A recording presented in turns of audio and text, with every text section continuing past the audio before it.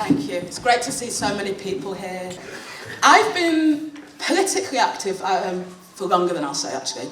But there's always been the name Tariq Ali in the background, because anybody on the left, anybody part of the left tradition, and especially the black radical tradition, must have heard the name at some point. He's a writer, broadcaster, and was editor of the New Left Review, and also a political commentator. I think I first got to hear of him when I heard about him at Oxford University as a student activist there, and when Malcolm X was at the university speaking, I think, because I was a big fan of Malcolm X, that was one of the first times that I heard in history about Tariq Ali. I'm not going to say much more about him because, anyway, some people in this room know a lot more about Tariq than I do. He's going to talk about C.L.R James, his relationship with him, and also, and most importantly, his relevance today. So he's going to talk about that, and then we're going to have a general discussion. Okay, so I'm going to introduce Tariq. Thanks for coming.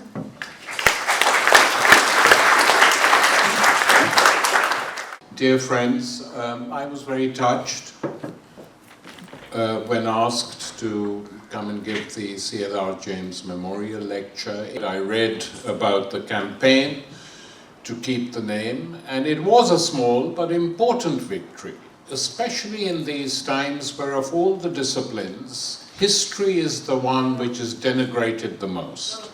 The campaign being waged by this government and others before it, either to ignore history or to teach one type of history, is going on here and in other parts of the world.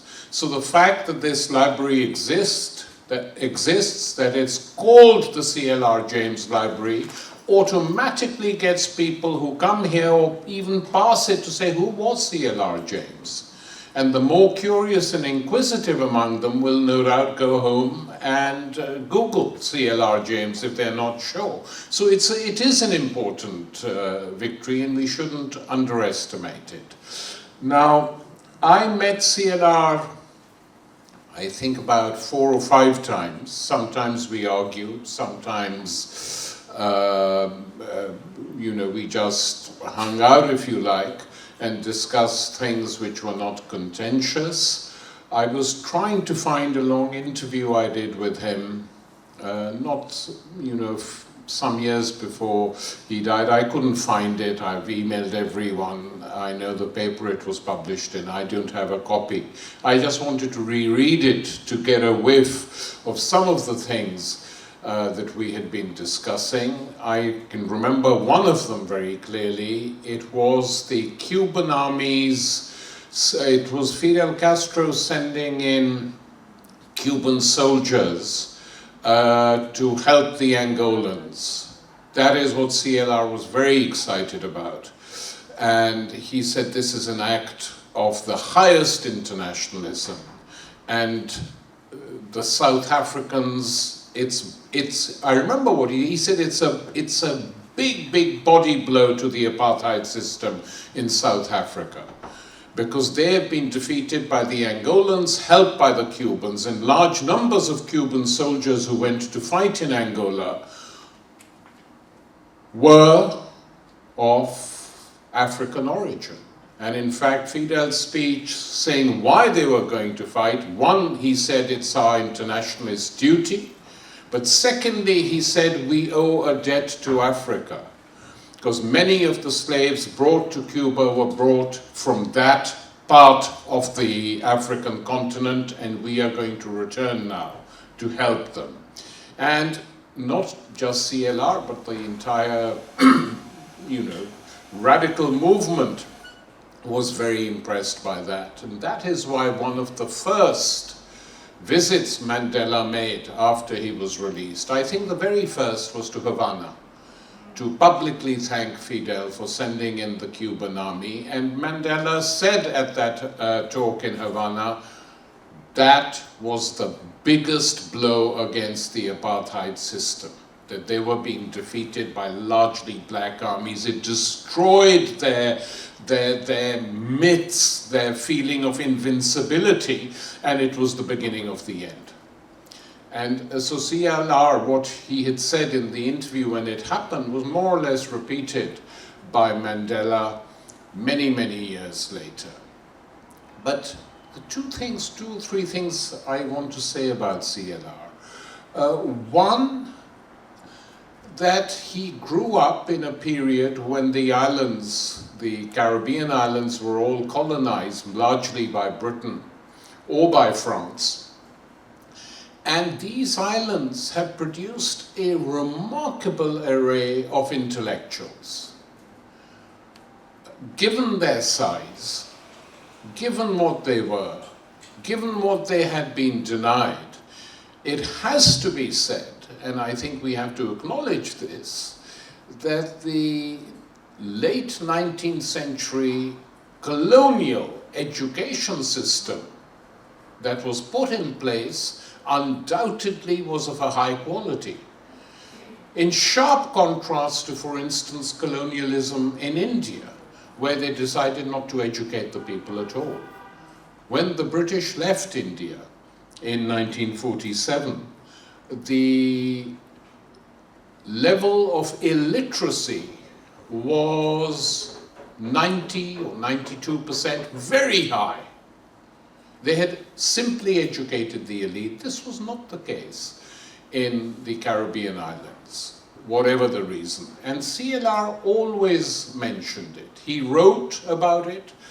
The fact that the village he lived in and grew up in, 5 minutes walk away, was the Padmore family, where George Padmore was growing up. So it was both geographical proximity, going to the same school, being lucky with their teachers, which stimulated them and encouraged them to learn on their own as well. And he was very clear about that. For all the Pan-Africanism, for all the understanding of slavery, and I want to read out to you something which he actually wrote himself, but which he would say to people like us all the time. He said, "I did not learn literature from the mango tree, or bathing on the shore and getting the sun of the colonial countries. I set out to master the literature, philosophy, and ideas of Western civilization. That is where I have come from, and I would not pretend to be anything else. The origins of my works and my thoughts are to be found in Western European literature, Western European history, and Western European thought." Very honest, very straightforward, and very accurate. Not at all fashionable these days, but this is something C.L.R. believed all his life. I remember at the big conference in London in '67, where I first met him, the Dialectics of Liberation Conference, which was a combination of psychoanalysis, politics, liberation ideology. Stokely Carmichael, who was leading the black student movement in the States, flirting with new ideas of black nationalism in the United States, gave a very strong and powerful speech without mentioning class. Nobody some of us, Paul Foote and I were there, and we noticed we weren't going to say anything.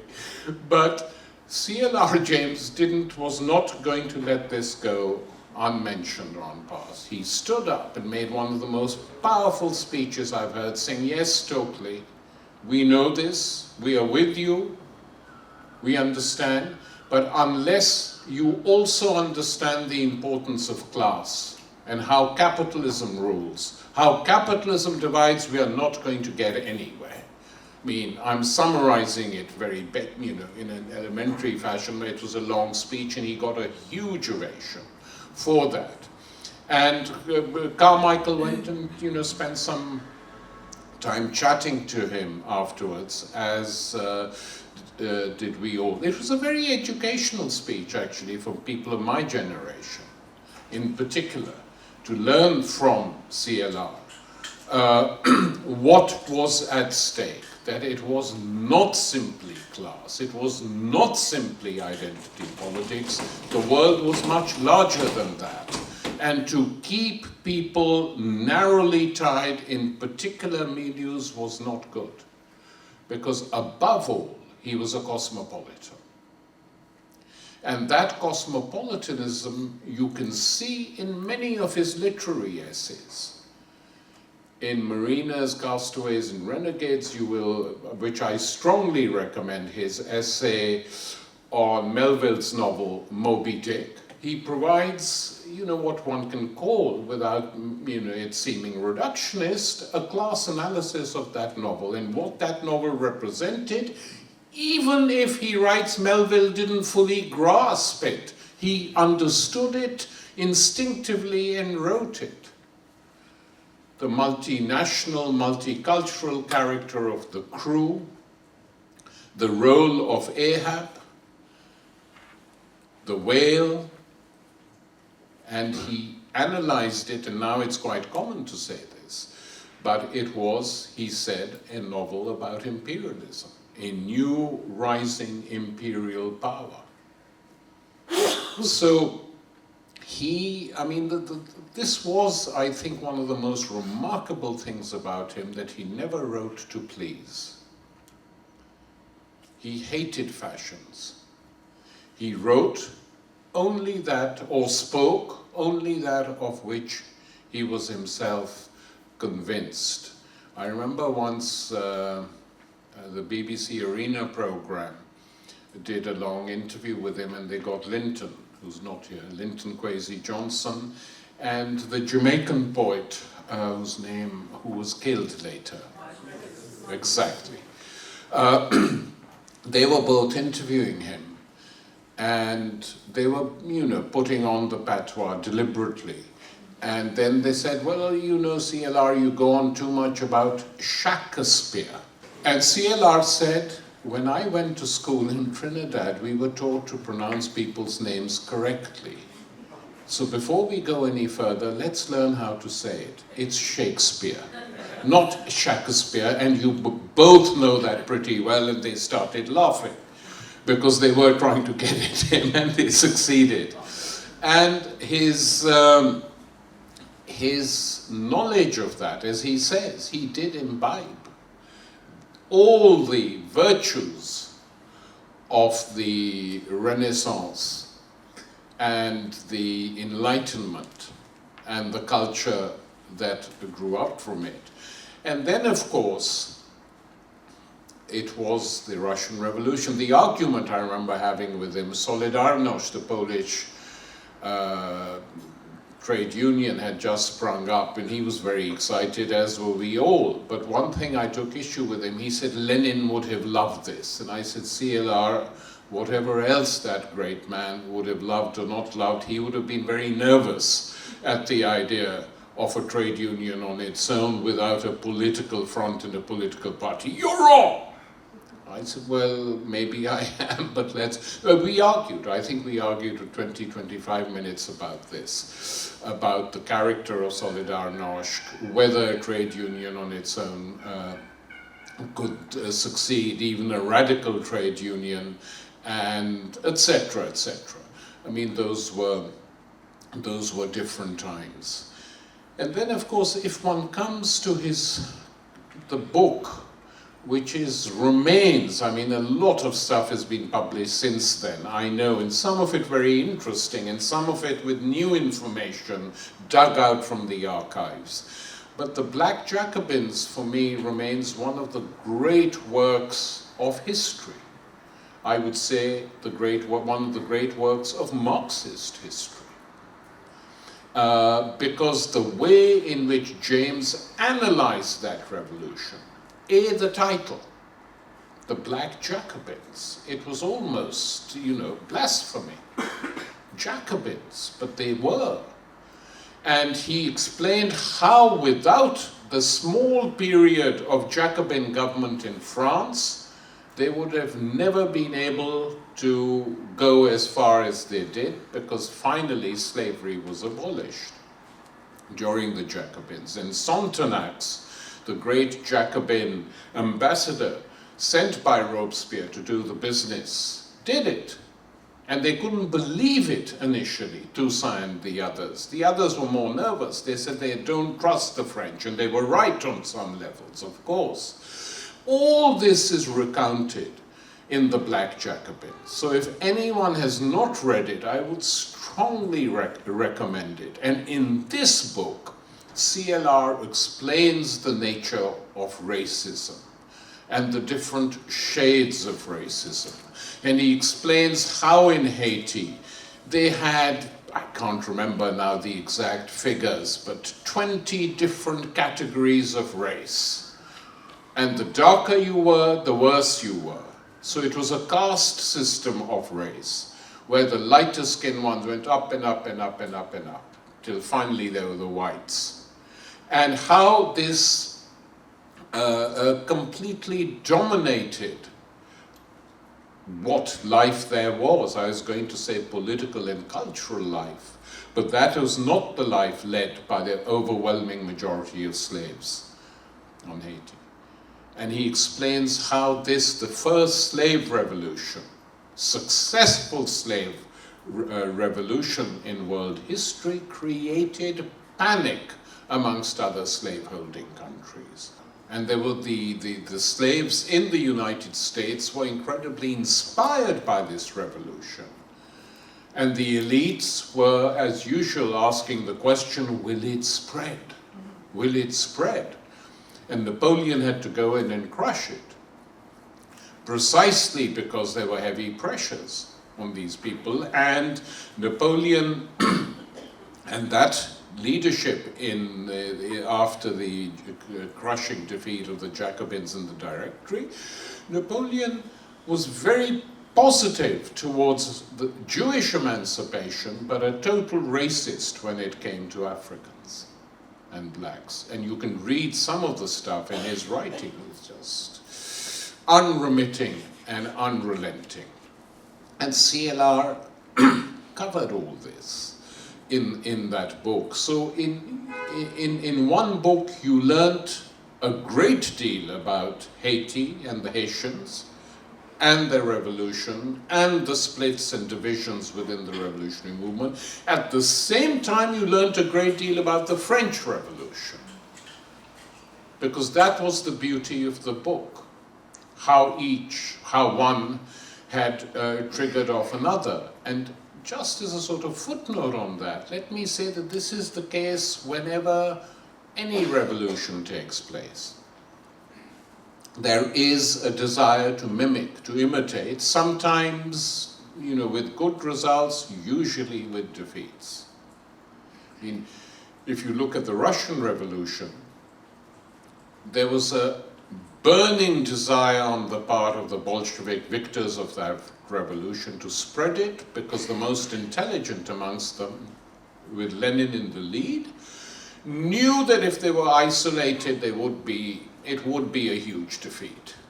And so the obsession with the German Revolution, without which we cannot last, they said, because we're too backward a country, industrially backward, was key to our success. And two events were triggered off at a time when there was no real basis for them. Very little mass support. The uprising in Munich, because they then were talking about corridors. If we take Bavaria, then that will provide a corridor. And later the Berlin uprising in 1919, which cost the lives of some of the most treasured and honored and intelligent revolutionaries that Germany has ever known, in my opinion. So it was a defeat, defeated in Hungary, etc. You see, after, to take a few leaps forward, after the Cuban Revolution, a Caribbean revolution widely celebrated on that continent, you see a desire to mimic that revolution. And you have armed struggle groups being set up with the Foucault theory, not realizing that the Cubans got away with it precisely because it was a revolution in progress. The leadership of that revolution did not know, unlike Lenin and his comrades, what they were going to do if they won or when they won. They were pushed by historical events. The only revolutionaries in history who understood what they were doing and why they were doing it were the Bolsheviks. And, you know, their successors in some places. The Cuban Revolution, in that sense, was a very different type of revolution. They took the government by surprise, the dictatorship by surprise, and the Americans didn't have any idea that this was a sort of very left-wing radical revolution. Why? Because the Cuban leadership themselves didn't have that idea exactly. That developed the more they were pushed by events. And when they nationalized all the American companies on the island without compensation, and when they kicked out the mafia, and when they really took Cuba, that's when the people realized with the second declaration of Havana that this was going to spread. But the way they decided to spread it was a disaster. We lost on the South American continent some of the best comrades we ever had. Not, of course, you know, Che's own life was sacrificed for that cause. I mean, incredibly courageous and inspiring, but without understanding that a concrete analysis of the country is vital. One of Che's friends describes it, and they were going to launch the armed struggle in Argentina on the Bolivian border. And Che was going to come, which is why he was in Bolivia. That was to be a base to take Argentina. I mean, very radical and courageous, but just with no relationship to the social realities of Argentina, which had one of the largest working classes in South America at that time. Conquered by the Peronists. And one of Che's Argentinian comrades from the Bolivian struggle told Che, I talked to 2 trade union leaders and told them you were planning to come and we were going to make a revolution. And whether they would like to switch from the Peronist party and join us. And they said, well, of course, if this revolution happens, we'll be very happy because it will be very transformative. But for the time being, if you don't mind, we'll stay with Juan Perón, we are safer. You know, these are 2 radical trade union leaders who knew the situation well and knew it wasn't ready. The reason I'm saying all this is because these were the discussions that took place with C.L.R, between C.L.R and other comrades, because he was a great, great supporter of the Cuban Revolution, and rightly so. Rightly so. So these debates, whether a revolution as such could simply be exported with its methods, the answer is usually not. And you know, this takes you back to the French Revolution. It sparked off a slave rebellion in Haiti, and then that rebellion produced leaders capable of doing it. But in Europe, the revolution was spread with Napoleon's armies, and nowhere did it stay. And in Spain, during the Peninsular War, it created a disaster, which is that even if a more advanced country is trying to conquer Spain, there is a feeling by people that we don't want to be conquered. Okay, maybe our time will come, but we don't want to be conquered by you. The Peninsular War is a very interesting case of that. And also by that time, they had stopped introducing any radical reforms. They didn't do that in Spain, the French, and they certainly didn't do it when they invaded Russia. I mean, had they freed the serfs and taken the lands and distributed them, the whole history of Europe might have been different. I mean, had they done it in Russia. And Napoleon, from his exile, said the biggest mistake I made was to do what we did in Spain. We let our own people down very badly. So these debates are universal debates, and they have been going on for a long, long time.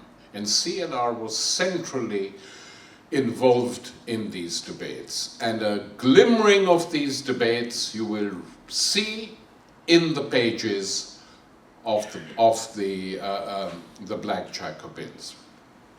His other great passion, apart from revolution and history and literature, was of course cricket. Had there been a vitally important cricket match taking place this evening, I don't know whether I'd have been here leaving.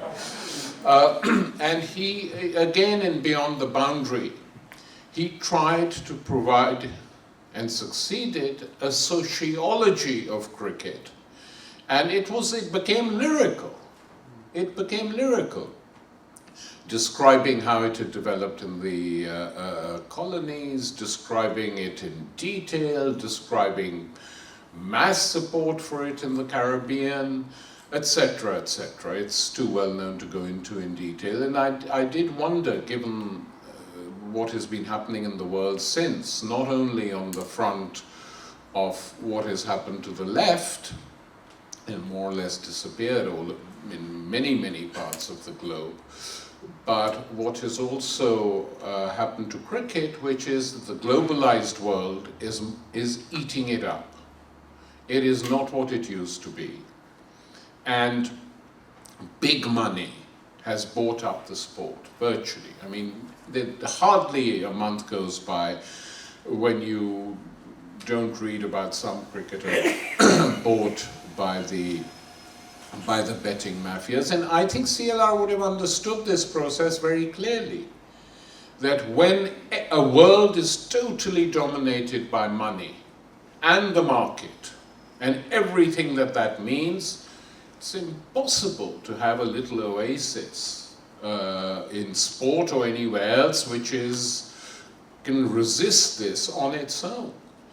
It doesn't happen.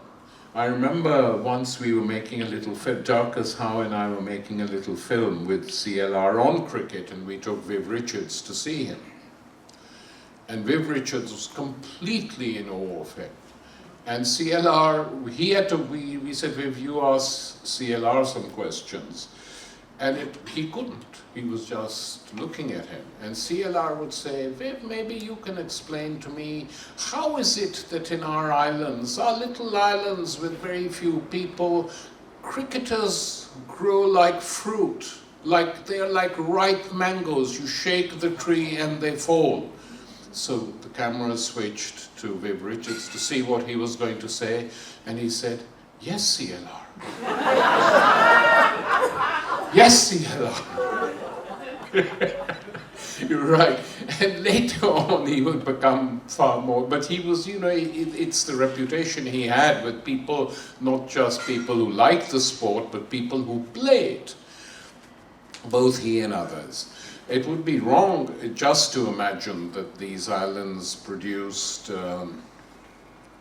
people, progressive intellectuals. They did by and large. I mean, if you look at Padmore, if you look at Eugene Chen from Trinidad, who became a member of Sun Yat-sen's government in China. There's a statue to him in Beijing today, or in one of the big cemeteries, which Mao and Zhou and I had put up, because he played such a vital role in helping the cause of Chinese independence. So, and then of course it also produced V.S. Naipaul, who a Nobel Prize winning poet referred to as V.S. Nightfall. But whatever one might think of him, he's a very brilliant novelist and a writer. No denying that. And C.L.R. used to say that politically, of course, he plays the role now in English society that he can say things like a court gesture that white people themselves would never dare say about the blacks. And there's a strong element of truth in that as well. Okay. In conclusion, I'll just stop that. The world in which we live today is completely different in many ways from the world in which C.L.R. Lived. I don't think his views would have changed. I think he would have been very sharp in analyzing what is taking place globally, the huge triumph of capitalism, the disappearance of any semblance of opposition to it by states, with the limited exception of South America, which would have interested him, where a group of sui generis left social democratic regimes have challenged neoliberal capital and challenged imperialism, and by working together created a small bloc of countries that are seen as anti-imperialist. That would have, but in the major countries of the world, Russia, China, India, virtually the entire continent of Asia, one has to see what has happened is that globalized capitalism has won huge successes. The changes that have taken place will produce, by the end of the century, if not before it, new forms of struggle, new types of political organization which will take up the same demands which people did earlier in different ways, possibly using different language, to fight the same enemy. Of that I'm pretty sure, because it's not a big secret that the system under which we all live is a system essentially designed for the rich, the very rich, and those who want to get rich. It is a system that increasingly wants to trample underfoot people who look up at the world and see that there is no future for them. Because inequality, as even, moderate economists are now acknowledging, is embedded in capitalism. That is a lesson one wouldn't have had to teach James, because he knew it, as did many of his contemporaries and others, that is not something that was going to change. But what we have now is something a little bit more developed in terms of the political structures of capitalism. I think what we are witnessing within the advanced capitalist world, Western Europe and North America, is a new form of authoritarianism, where dissent, the space for dissent, is being narrowed down, where the political parties who rule, whether there are 2 or 3 of them, this is what I now refer to as the extreme center. These are parties who favor austerity, who favor imperial wars, who have absolutely no compunction about locking up dissidents, arresting people without trial, grabbing people off the streets and handing them over to the imperial power. This goes on in virtually all of Europe. And the result of that is that in, let's take Britain today, there is no opposition. There is no opposition on the mainstream level, and unfortunately there is no opposition from the left either. There is no left party as such. Some of Europe is better off. There are some parties or far left groups which are more effective, but here the situation is pretty much dire.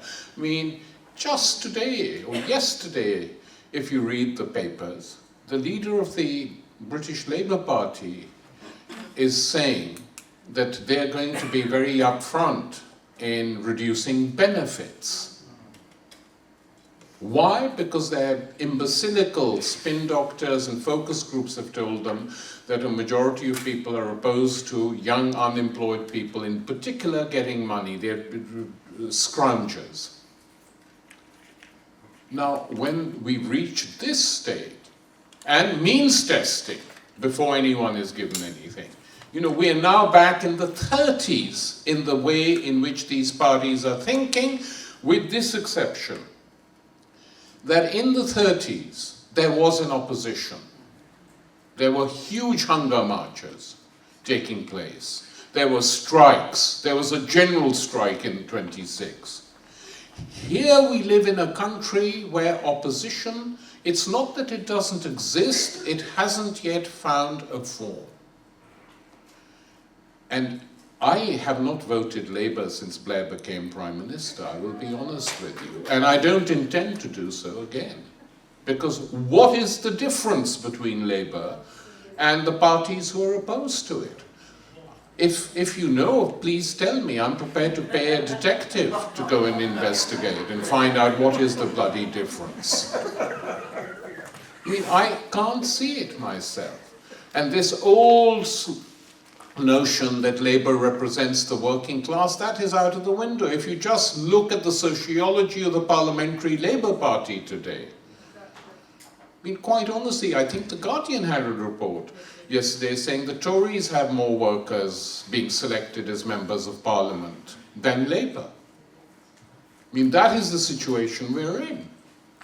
And so it's a grim situation, and we have to understand it. And the rise of right-wing and far-right groups here and all over Europe is not something that can be taken lightly.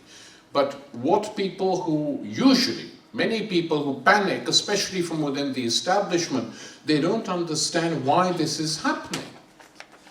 And one big reason that it's happening is that there is a huge political gap, a huge political vacuum, which is being filled by the right because the left is weak. For contingent reasons. I'm not blaming the poor left, but you know, this is what's going on. And people get worked up about Marine Le Pen, saying, look, she's winning over the white working class in France. She is. But she's not necessarily winning them over on the racist side of expel the Roma or Islamophobia. But if you look at the social program the FN puts forward, I read this stuff. It is end of the privatization of utilities. We are going to take them back. The state should own. It's the commanding heights of the economy, as Labour once used to call it. That these have to be under the control of the state if we are going to be able to do anything to help the underprivileged and maintain a... These are now the main slogans of the National Front. Old social democratic, and she sees and she does it cleverly. That is why workers are voting for her. And in Holland, it's not so different. So when this begins to happen, and just one last thing, when you have a European Union which is so totally corrupt, so undemocratic, effectively run by financial elites and the politicians on their payroll directly or indirectly, naturally people don't like it. But somehow to say that the left shouldn't make any criticisms of the EU because the far right is doing it begs the question. That's the problem. That people think the left doesn't care anymore about the central basic issues of social and economic life. That is one big reason why the right has been winning votes, and of course the creation now of a political culture in which every backward prejudice is pandered to by the major parties. I talked about welfare benefits. What about immigration? I mean, you know, the Labour saying, yes, well, we have to understand people's fears about immigration. I would say we have to challenge people's fears about immigration. Explain to them why it exists, why it happens, why people move. The history of the whole modern world is a history of migration. What would the United States be without migration? What would most of the European countries be without the post-war migration? Why did Enoch Pal go to India or the West Indies as Minister for Health and plead with West Indian women and employment agencies to come and be nurses in the National Health Service. It's true, there is growing unemployment, but attacking migrants or burning Roma, which they've done in Italy, isn't going to help. And why aren't our politicians supposedly, progressive, even mildly so, saying this?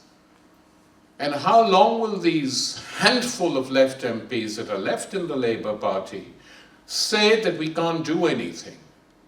I'll say there is something you can do. I don't know how many of you there are now, probably not more than 15. But if 10 of you left and gave the call for a new political party with principles to emerge, there'd be a lot more respect for you than there is today. Thank you.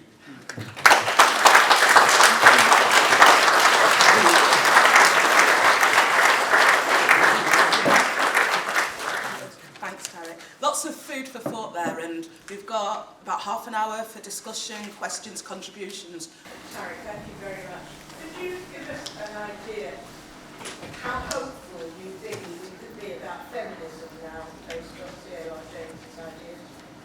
Hopeful, I don't know. But the fact that there are a new generation of young women beginning to take up these issues in quite a sharp way, both in the United States and to a certain extent here, is not unimportant. But my feeling is that what is missing from some of the present campaigning that takes place is an understanding of history.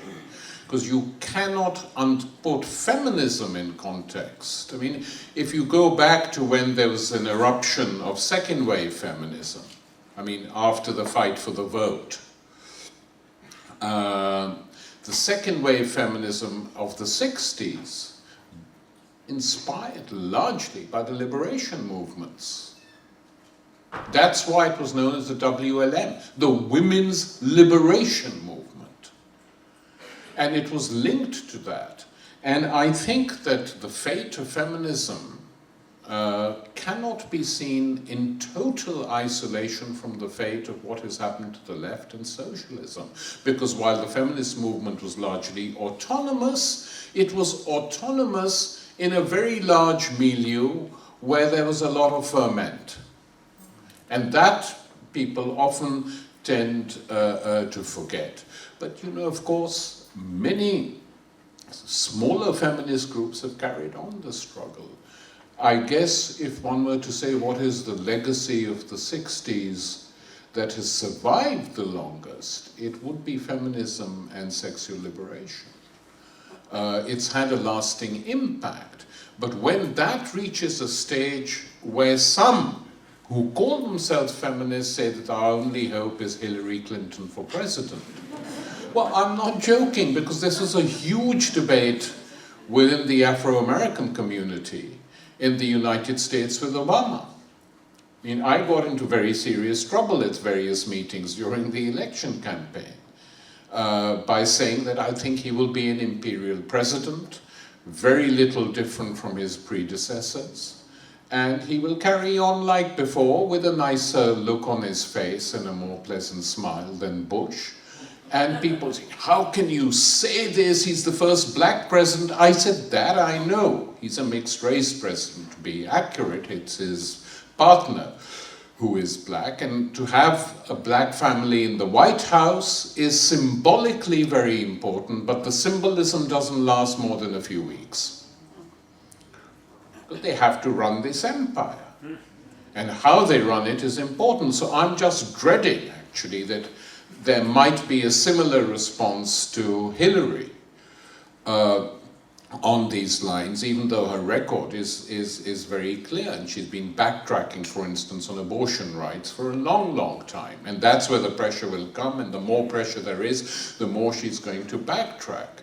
So that's my view. I think we, progressive movements go forward together. And to call simply a woman who's the CEO of a large company, what has that got to do with feminism? I don't see it myself. And then, of course, just on this point, you have these cases of mass rapes, gang rapes in India. I mention India because that's where you had the biggest response, large numbers of men and women coming out onto the streets. Very important. That one is totally in solidarity with.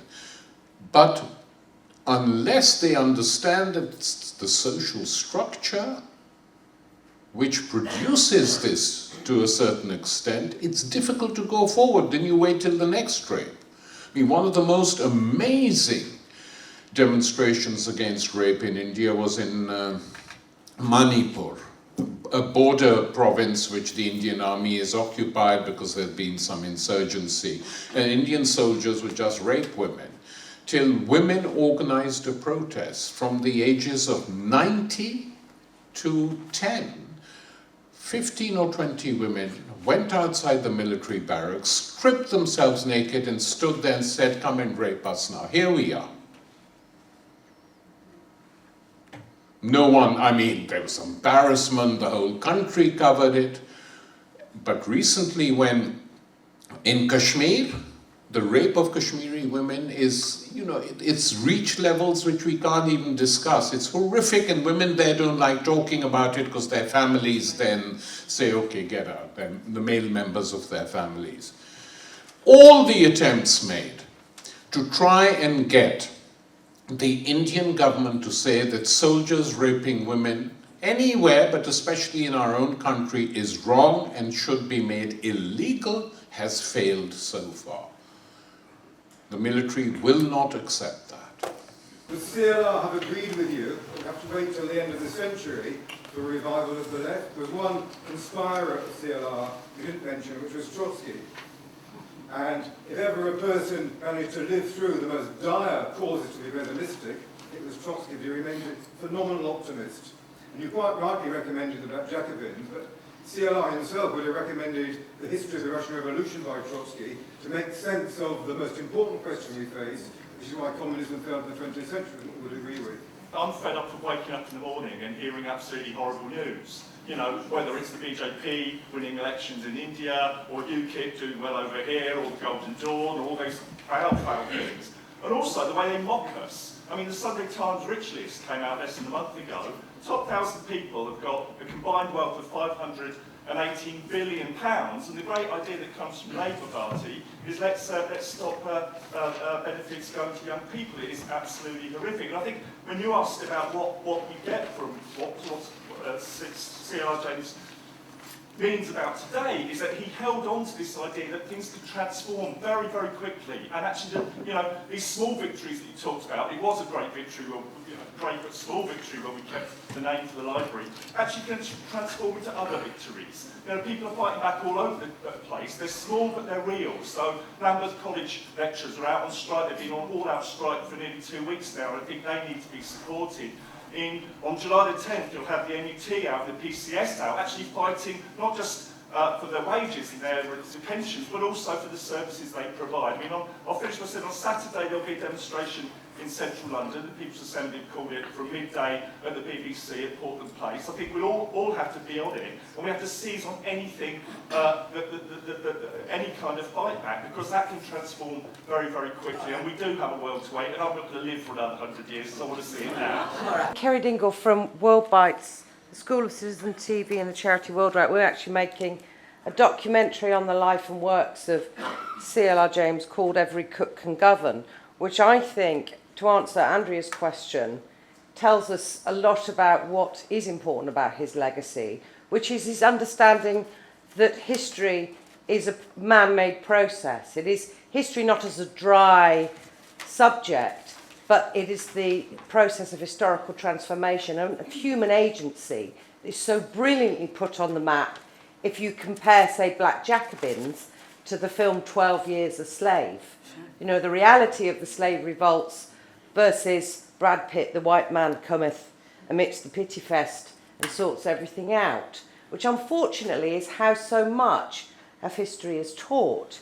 But I do want to renege on your saying we can't just go to the past, because I think to celebrate human agency and make more of it today requires us to be very honest about the past.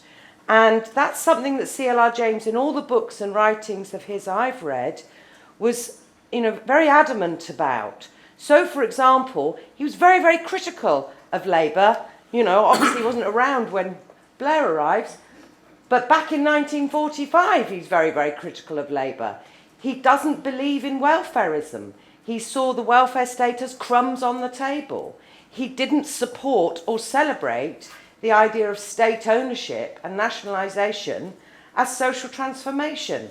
So I'm interested, Tariq, to know if your arguments with him were maybe over relationship with the Labour Party, because I do hope in our film we'll put that record straight.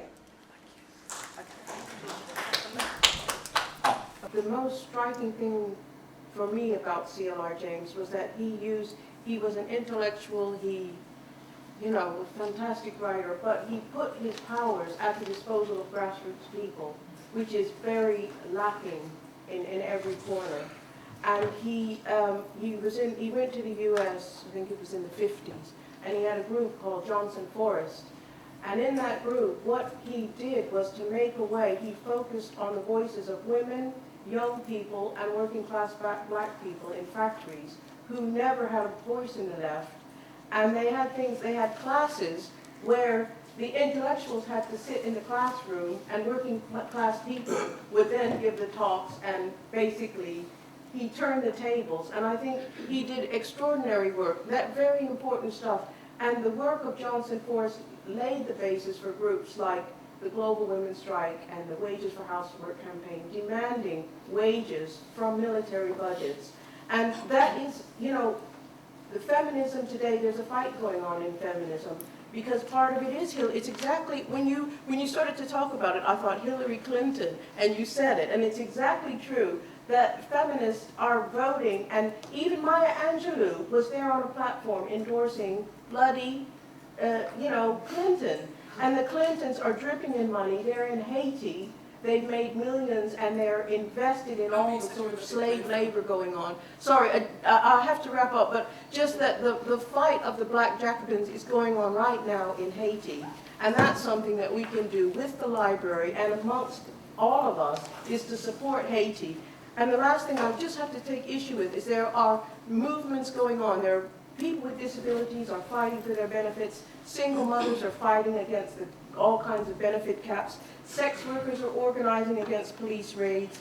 Young black people and young people generally were out rioting in 2011, and that was political. That was against police violence. So I think as students were out there, so I think we have to see the movement. The movement is there, and the left is often sitting on top of the movement because the party is over. The left, the SWP, which is probably the best known of the left, when it came to rape, they covered up for the rapists.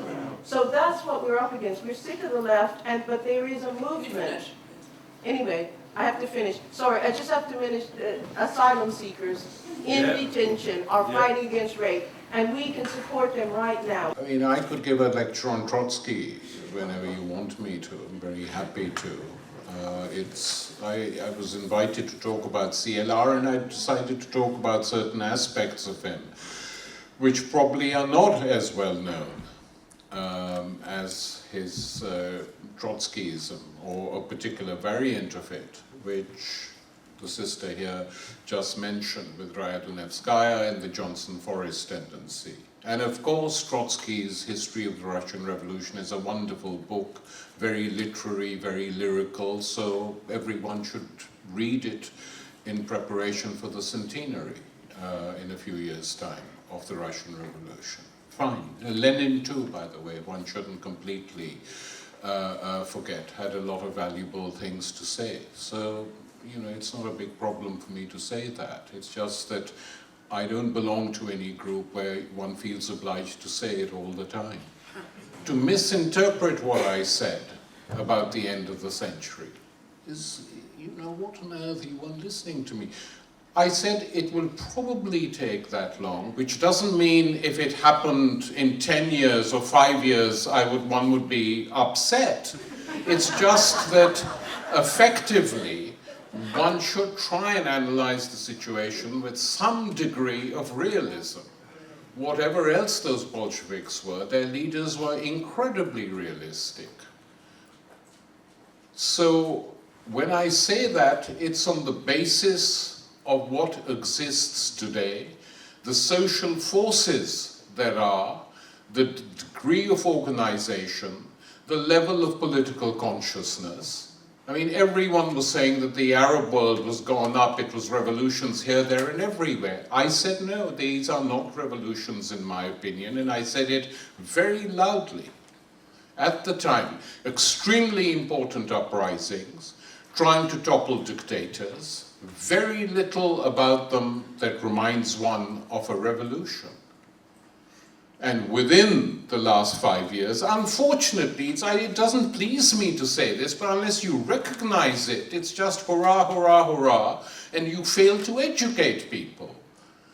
It's not that one doesn't want to win over people to socialist ideas, it's one has to win them over on some broad basis. And one reason the far left is collapsing is not necessarily for specific issues, but people feel it's no longer relevant.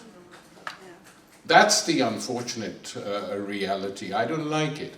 Now, about the point made from the front about C.L.R and social democracy, of course I know that.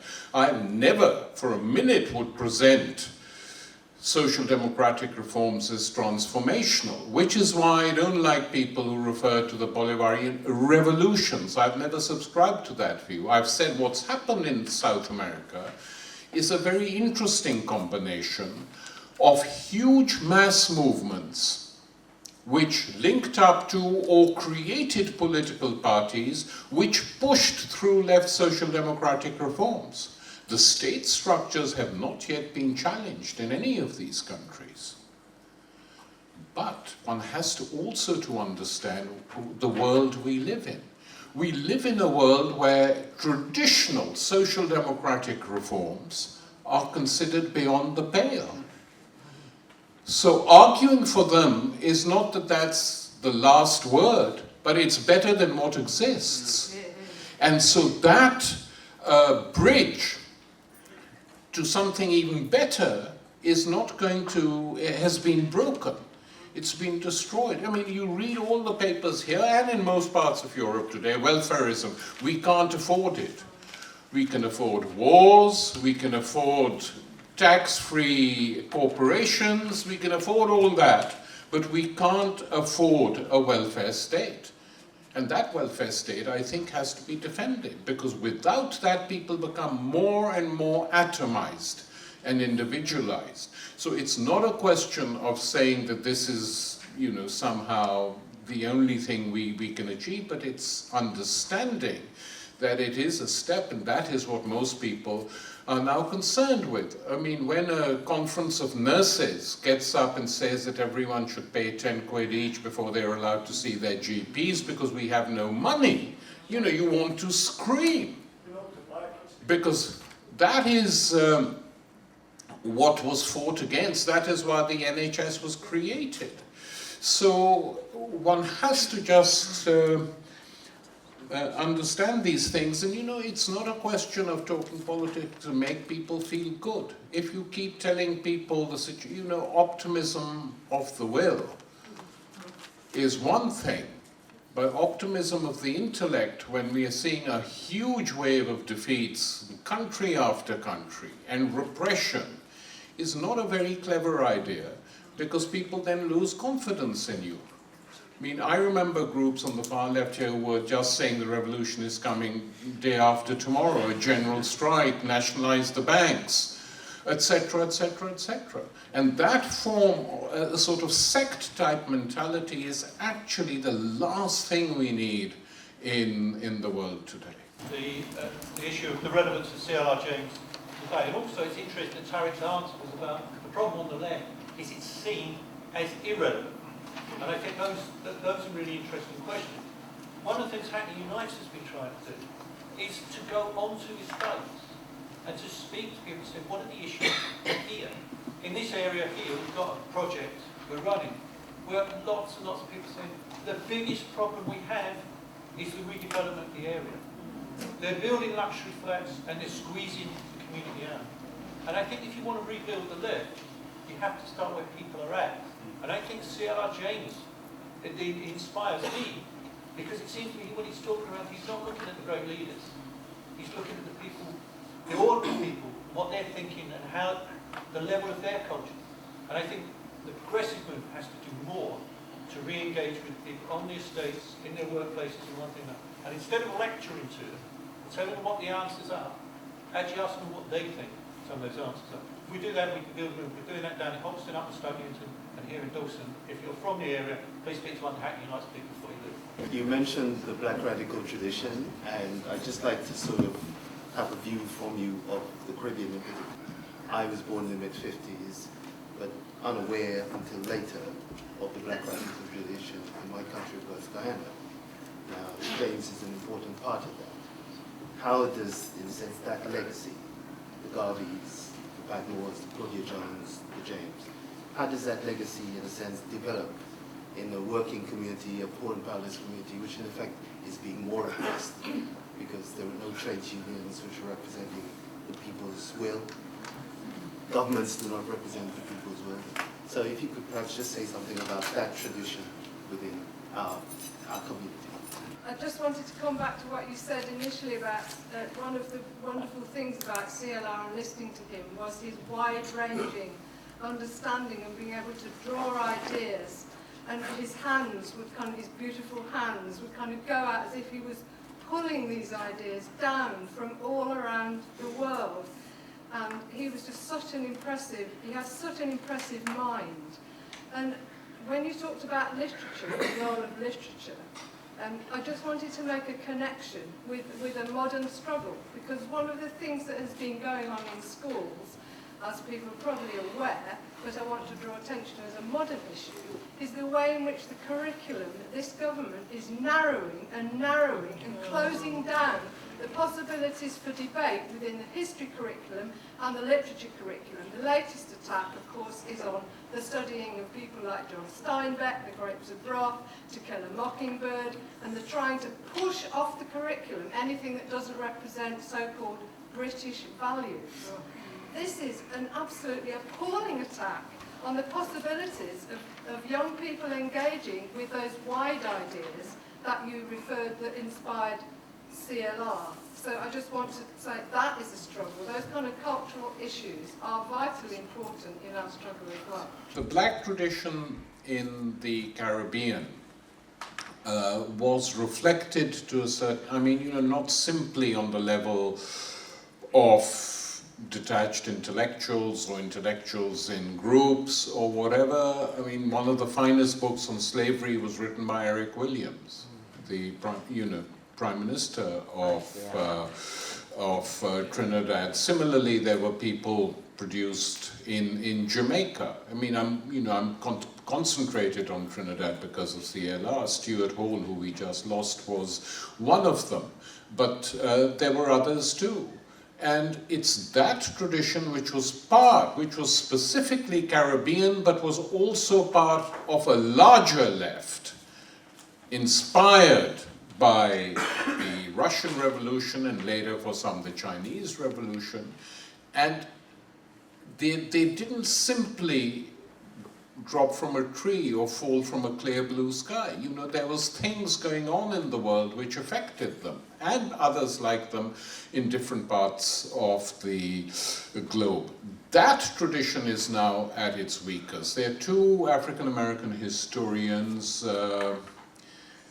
Adolph Reed, a very, very gifted black historian in the United States, is just working on a book which is nearly finished precisely on this theme, saying what happened to the radical black tradition in the United States of America, when it's really needed, that the figures are horrific, that the number of young people, or not just young, black people, incarcerated in prison or going through the prison system on parole, that the actual number of those is the same as the number of slaves just before the Civil War. Now, when you hear figures like this, then you really cry out for a black political movement. But how they've been dealt with in the United States, which one should never forget, the finest leaders produced within the black movement were killed. Very probably with the connivance of the American state. We know that in some cases. Malcolm X, killed. Martin Luther King, killed. The Black Panther Party infiltrated, its finest minds wiped out. So it's not that the state is unaware of what we were aware of too. And the way they took was by killing them. But they too were produced in specific milieux. The struggle against the Vietnam War, which radicalized large numbers of black GIs, and who then came back, and some of the finest snipers in Chicago during the riots of '68 were former black GIs. It's true. It's been, you know, they said, okay, this is what we're coming back to.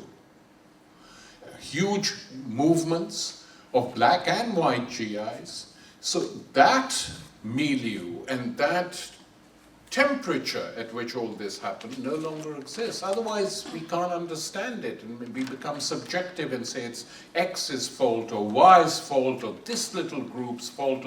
It's not the case. I mean, all these people, individuals, parties, organizations, make huge mistakes. The mistakes become much worse and more exaggerated if you're living in a period essentially of defeats.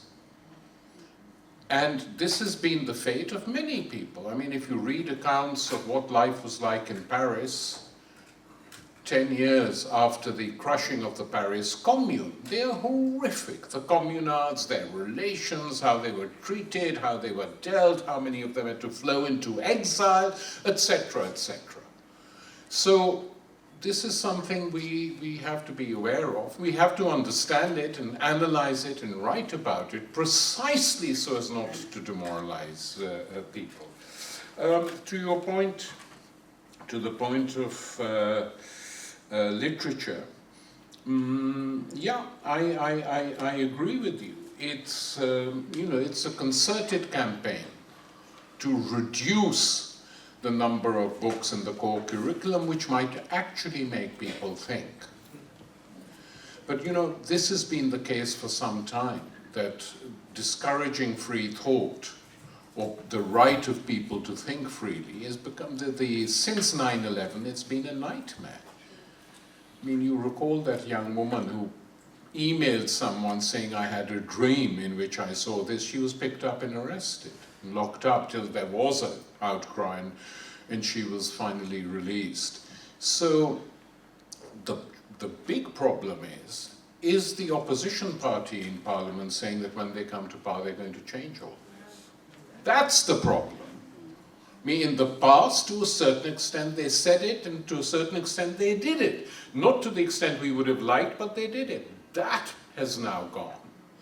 And that is what creates worry. But the other thing, I don't know whether you read, about 10 years ago in Chicago, they were setting up a special school. I've forgotten the name of Clinton's czar, or whatever, education czar, who then became carried on with Bush doing the same sort of business. And he discovered a way, he said, to teach people what our values are. You know, you talked about British values. Of course, in the States, this is much more advanced. But one of the values, he said, we aren't teaching our people is free enterprise. I thought if you lived in the United States, there's hardly anything else you could learn, but nonetheless, this guy was very upset that we weren't teaching it, and he suggested that we set up schools in which, you know, he said not necessarily for in the black areas of Chicago, they're different, but in the middle class suburbs to draw people back, and kids when they enter school, these are secondary schools, should be given $100 each. And by the time they're in their second year, we will check where have they invested that money, what have they done with it. And the people who at the end of their school term have use that, whether it was 100 or 1,000, I can't remember, to make a huge amount of money, should be given prizes and awards. And yesterday I read that Cameron is saying that 5-year-olds should be taught how to make money. And not just in public schools, where they already, some of them have a good idea, but in state schools, that this is what we should be teaching people, how to make money. Now for me, the NUT, quite honestly, you know, we all like this trade union, many of our friends are in it and have been for ages, has to take up political issues like this, because you can't simply fight on the level of wages, saying we're not going to do this. Challenge it. Win support from parents. Break from the old ideas that a trade union only fights for better rights, which it should be doing in any case, and take up some of these other ideas. I mean, to allow this to happen is a monstrosity. And this is the sort of thing they mean by British values. I mean, they were not even British values during the imperial period, by the way. They taught many bad things, but they didn't ever teach this. And we should ask them to spell out, all these people who talk about British values, what are they? Pacifism, peace? No. Being a vassal state, permanently in hock to the United States, that's a British value now? Surely not. Sending troops abroad at the drop of a hat, locking up people without trial. The habeas corpus has been suspended since 9/11. Doing that? No. What are these values? So, I mean, on every level, I think these fights have to be taken up. They're extremely important, and you know, you can actually, as our friend at the back said, take up these fights in localities. There's no problem with that. Start creating a different mood. It's not easy, but it has to be done. It's about education, and the ask is whether education could be separated from activism, trade unionism, and struggle. Do you see that happening, or is it possible that they could be separated? I'm from the US, and I'm here as a postgraduate student at a university. One of the things that I've been doing a lot of work is this campaign for racial awareness and equality. And I've also been organizing a Pan-African forum. And I'm wondering, you know, I got here, coming from the US, I'm used to lots of protests and things, like students like really shaking things more, and I felt like here the approach was kind of, we're going to talk to the administration, we're going to work with them. And then a couple weeks ago, there was this march for fossil fuel divestment, which is, to me, it's a very inspiring and a very new movement. I think Stanford University has divested. There's campaigns going on in other places around the world. But I was just wondering, it was inspiring because I saw people actually out and marching in this university where I hadn't really seen that before. So I was just wondering, what's your sense of this kind of a movement, similar to the divestment from South Africa, or people are doing divestment from Israel? What do you make of this tactic as applied to the climate crisis? I was wondering, so for me, the inspiration of James, for me, is that is the understanding that when people say something or do something, it reflects something real. And like John was saying at the back there about, like if you look at the, it looks like in Hackney, take the example of that Bonneville, whatever they call themselves, and they seemed surprised that people were angry with them, like a kind of, I don't even know the story, it's a gentrification issue, and they were angry with the way which, you know, people were surprised they're angry, and I think for me, James is about like taking people seriously, you know, taking people, ordinary people seriously, and I wondered what you saw as if there was such a thing as a Jamesian analysis, and what it would be. He covered the point I wanted to make, because he was saying he hadn't voted Labour.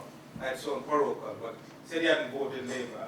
And I'm saying that if we have to take up the challenge. You did mention that we have to carry on the work, although they didn't go far enough. But I would advocate then that we have to say then, we have to find an alternative. We have to find a way so that we can move forward, because what's happening and what they are proposing to do is a step way back, you know, to sort of entrench their so-called values on the system.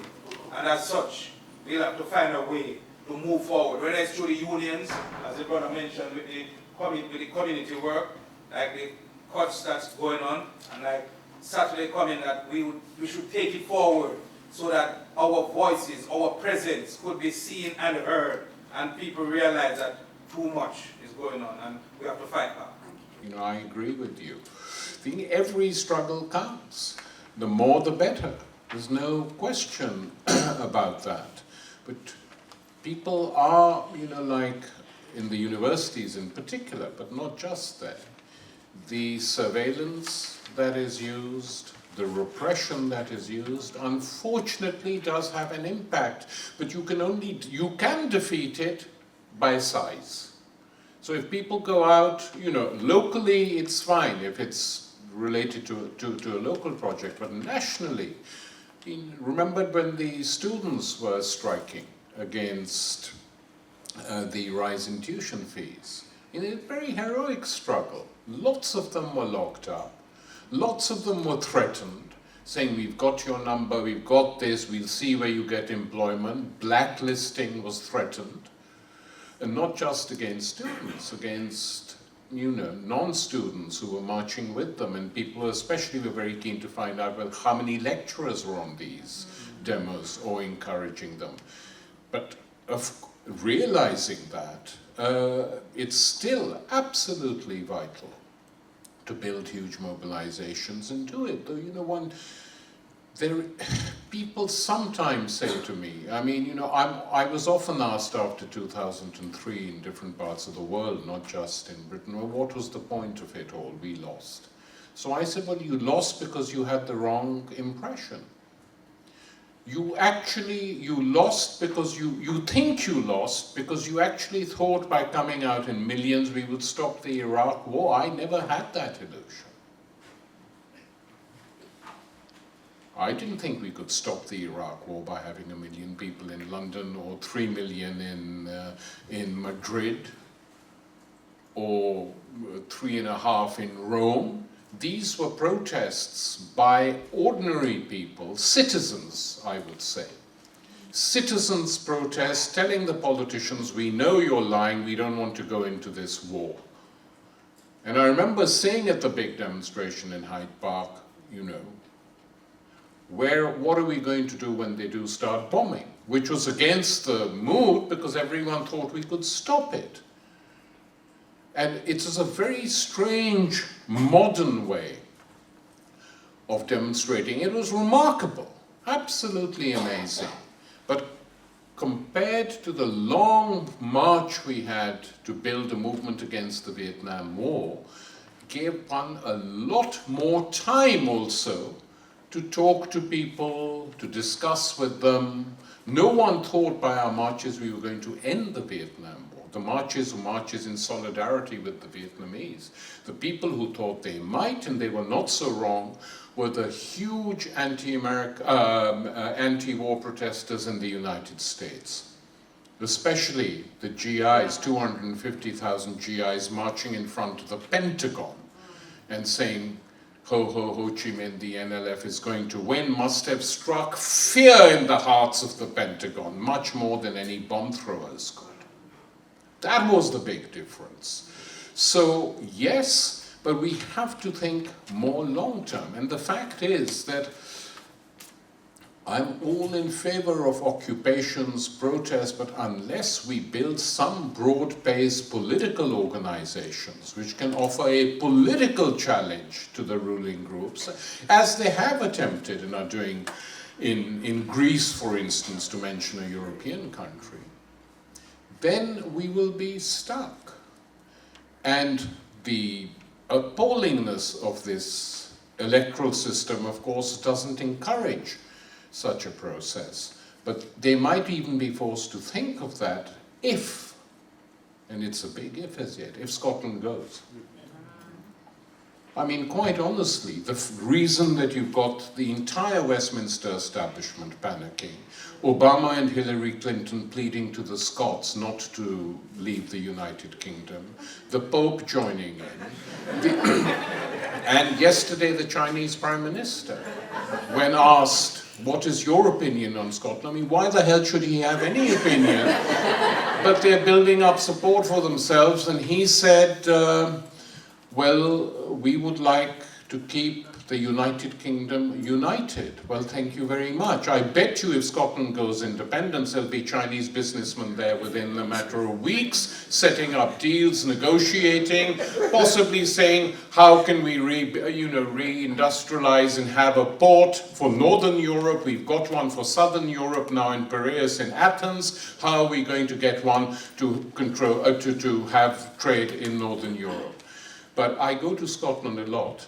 And the atmosphere, I have to tell you honestly, is very different from England. Very different. Politics are being discussed.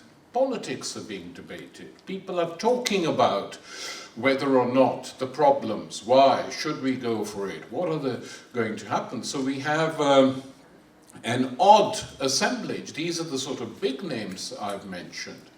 Inside Scotland itself, again, you have Tories, Liberals and Labour, solidly unionists, backed by the Orange Lodges, and unfortunately George Galloway. It's unfortunate, no, because everyone can make a difference.